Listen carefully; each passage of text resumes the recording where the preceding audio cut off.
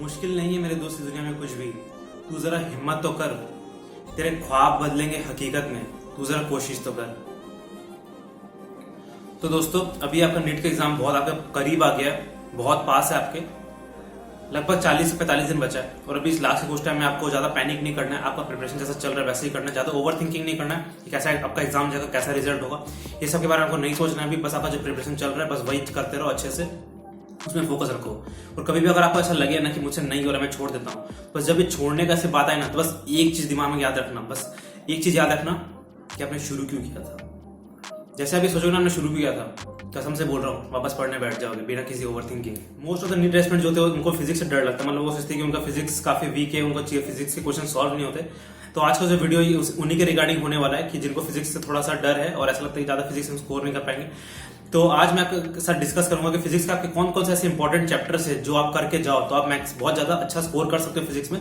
मतलब 120 से 130 स्कोर आप ऐसा कर पाओगे अगर आप ये सब चैप्टर्स जो मैं आपको बताऊंगा इस वीडियो में, अगर ये सब कर लेते हो तो आप इतना 120 to 130 आप स्कोर कर पाओगे, क्योंकि मेजोरिटी तो पेपर जो है वो इन्हीं सब चैप्टर से आपका आएगा। मतलब काफी ज्यादा वेटेज रखते हैं सब चैप्टर्स, तो आपको ये सब चैप्टर्स तो करके जाने ही है ताकि आपका एक अच्छा खासा स्कोर आ पाए फिजिक्स में। सो फर्स्ट यूनिट जो है जो काफी ज्यादा इंपॉर्टेंट है और काफी ज्यादा वेटेज रखता है वो आपका है यूनिट एंड डायमेंशन वाला चैप्टर, जो कि आपका क्लास 11th का फर्स्ट चैप्टर है। इसमें से आपके हर साल 2 से 3 क्वेश्चन आते हैं।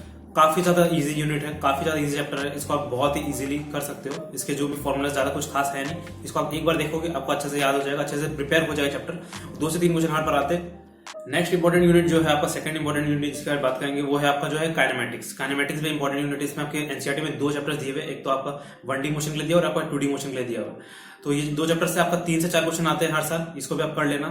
थोड़े से इसमें 2-3 फॉर्मुले हैं, उसी से रिलेटेड आपको क्वेश्चन आता है। वो आपको जो 3 इक्वेशन है आपका एक्सेलरेटेड मोशन उससे रिलेटेड, यूनिफॉर्म एक्सेलरेशन वाला, उसी से आपके क्वेश्चन आते हैं। उन्हीं को आप मतलब उसमें आप शफल करते रहो तो उसी से आपका आंसर जनरली निकलता है। तो वही आपको करके जाना है, ठीक है। तो नेक्स्ट इंपॉर्टेंट चैप्टर जो है आपका वो है आपका लॉज ऑफ मोशन। इससे आपका ज्यादा नहीं 2-3 क्वेश्चन आते हैं, मतलब कभी कभी एक क्वेश्चन भी आता है पर ठीक ठाक इंपॉर्टेंट है। मतलब एक क्वेश्चन तो आपके आएंगे, तो इसको आप चैप्टर कर लेना।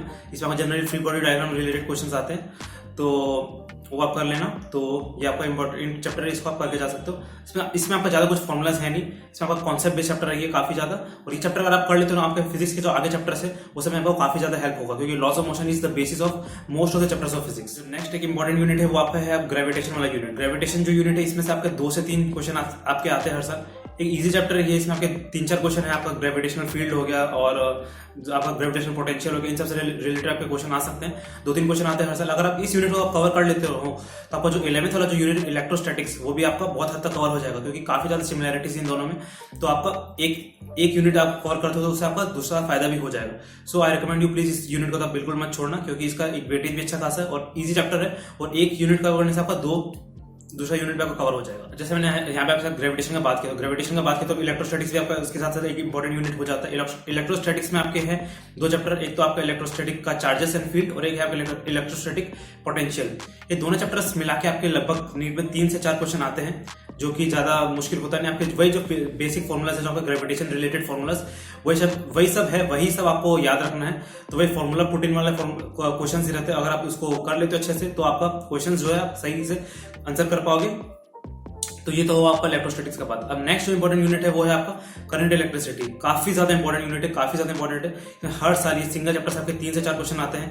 मतलब 1-2 क्वेश्चन ऐसा होता है जो डिफिकल्ट होता है, बट बाकी जो क्वेश्चन होते हैं वो काफी ज्यादा बेसिक्स क्वेश्चन होते हैं, तो उसका आप आसानी से कर सकते हो। तो इसको आप कर लेना।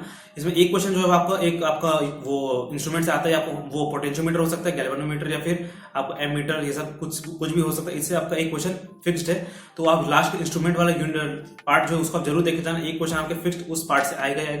मेनली जो उस क्वेश्चन आता है वो पोटेंशियोमीटर से आता है। सो उसमें 2-3 फॉर्मूले उसको आप देख लेना, तो आपका वो क्वेश्चन आप सही कर लोगे।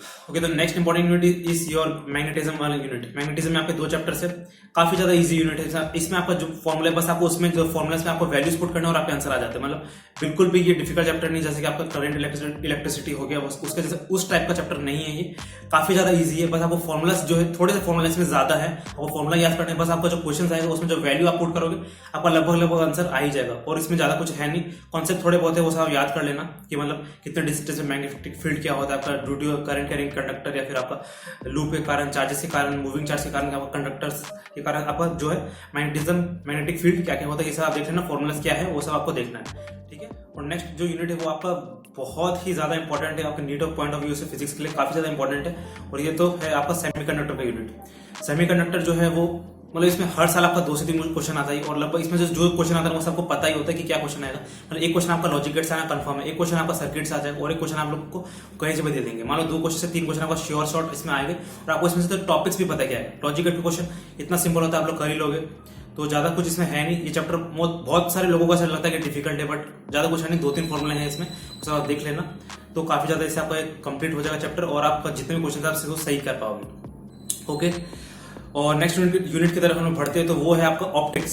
इसमें ऑप्टिक्स में आपके 2 यूनिट है, थोड़ा सा इसमें बहुत सारे बच्चों को डिफिकल्टी होती है। आपका रे ऑप्टिक्स और वेव ऑप्टिक्स 2 यूनिट है, इसमें फॉर्मुलाज भी थोड़े से ज्यादा है, तो अगर आप इसको कवर कर सकते हो तो इसमें कवर कर लेना। रे ऑप्टिक्स में आपका जो इंस्ट्रूमेंट वाला पार्ट है उससे आपका क्वेश्चन श्योर है, क्वेश्चन आता ही आता है। तो इसमें से आपका जो ऑप्टिक्स वाला यूनिट है टोटल इसमें से आपके 4 से 5 क्वेश्चन आते हैं हर साल, तो मैं रिकमेंड करूंगा इसको आप कवर करने का ट्राई कर सकते हो, कर लेना। वेव ऑप्टिक्स शायद थोड़ा सा आपके लिए इजी पड़ेगा, उसमें आप देख लेना आपका जो हाइजीन प्रिंसिपल है और आपका जो डिफ्रैक्शन वाला पार्ट है, पोलराइजेशन वाला पार्ट है, इससे आपका क्वेश्चन आता ही आता है। तो वो वाला चीज को आप बिल्कुल करके जाना, बिल्कुल मत छोड़ना, क्योंकि वो थोड़ा सा इजी पार्ट भी आपका फॉर्मुलाज आप देख सकते हो कैसे क्या है, तो आप देख लेना वो यूनिट और उसको अच्छे से कर लेना। In the last and the most easiest unit जिसके बारे में बोलना चाहूंगा, इसका वेटेज काफी ज्यादा है और काफी इजी यूनिट है, और अगर इसको आप कवर करते हो तो आपका केमिस्ट्री में काफी ज्यादा हेल्प होगा। वो है आपका मॉडर्न फिजिक्स वाला पार्ट। मॉडर्न फिजिक्स में आपके 2 से 3 चैप्टर है, शायद आपका डुअल नेचर हो गया और आपका एटम्स एंड न्यूक्लियाई हो गया। आपके 5 से 6 क्वेश्चन आते हैं आपका हर साल 5 से 6 क्वेश्चन आते हैं आपके इसमें, और आपको कुछ नहीं करना है इसमें, कुछ आपके खास कॉन्सेप्ट्स है नहीं, आपको बस कुछ फॉर्मूले से आपको वही याद करने, ज्यादा कुछ है नहीं। और अगर आप इसके जो फॉर्मूले वो याद कर लेते हो, और जो केमिस्ट्री में जो आपका जो फिजिकल केमिस्ट्री का जो आपका स्ट्रक्चर ऑफ एटम वाला यूनिट आपका वो भी आपका कवर हो जाएगा अच्छे से। सो ये सब तो आपके चैप्टर्स थे आपके फिजिक्स के, जिसको आपको करके ही जाने हैं। अगर आप ये सब करके जाते हो आपके 100 से 120 नंबर आपके कंफर्म है। अगर आप अच्छे से करके जाते हो गाइस, मेरा ये मतलब नहीं कि बस इसके आप कुछ ऊपर से करके जाते हो, आपको इस पूरे के पूरे यूनिट के आपको एक होलसम आइडिया होना चाहिए इसमें क्या क्या टॉपिक्स है, तो आपके 100 से 120 नंबर आप अटेंड कर सकते हो। अगर आप फर्दर और स्कोर करना चाहते हो तो आपको रिमेनिंग जो टॉपिक्स है उनमें आपको फोकस करना पड़ेगा, तो ये आप अच्छा स्कोर कर पाओगे। मान लो कि 140-150 आपका ऐसा टारगेट है फिजिक्स में, तो उतना कर सकते हो। बट मान लो कि अभी आप में से बहुत सारे स्टूडेंट्स हैं जिनके फिजिक्स में अभी बहुत वीक कंडीशन है, तो जो यहाँ पे मैंने आपको यूनिट्स बताया, जो चैप्टर्स आपको मैंने बताया, तो ये सब तो आपको करने ही करने। तो ये आपको मैंने एक अच्छे से आपको आइडिया दी थी कि फिजिक्स का आपका क्या क्या इंपॉर्टेंट यूनिट है, जो कि नीट के पॉइंट ऑफ व्यू से बहुत ज्यादा इंपॉर्टेंट है। इससे मेजोरिटी ऑफ द क्वेश्चन आपके इसी से आते हैं, काफी ज्यादा हाईली वेटेड चैप्टर्स है ये सब, और ये सब चैप्टर्स आप इग्नोर नहीं कर सकते हो। इसमें ज्यादा बड़े बड़े चैप्टर्स हैं नहीं, थोड़े से चैप्टर हैं ये, और आप इन सबको करके जाते हो तो आपका 100 से 120 नंबर आप एक एक्सपेक्टेड टारगेट रख सकते हो।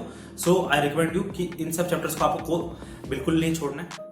तो देखो गाइस, अभी लास्ट के पास कुछ टाइम बचे हैं, और अभी आपको ना बिल्कुल भी ऐसा डिमोटिवेटेड फील नहीं होना, आपको बिल्कुल हिम्मत नहीं हारना है, क्योंकि अगर आप इस टाइम अगर आप गिव अप कर दोगे ना तो बिल्कुल आपका सिलेक्शन नहीं होगा। क्योंकि लास्ट के टाइम में जो अच्छे से मेहनत करता है ना वही सिलेक्शन ले पाता है। फर्क नहीं पड़ता कि शुरू के 2 साल में 1.5 साल में किसने कितनी पढ़ाई की, अगर किसी ने लास्ट में पढ़ाई छोड़ दी ना तो उसका सिलेक्शन होना तो नेक्स्ट टू इम्पॉसिबल हो जाता है। तो आपको क्या करना है, लास्ट के टाइम में आपको जितना हो सकता है, जितना दे सकते हो एफर्ट, जितना डाल सकते हो आपको देना है अपने पढ़ाई की तरफ। तभी आप एक लास्ट में आपका एग्जाम के बाद आप ऐसा रिग्रेट फील नहीं करोगे आपके पास लास्ट में टाइम कुछ बचे थे, आपने उसको वेस्ट कर दिया।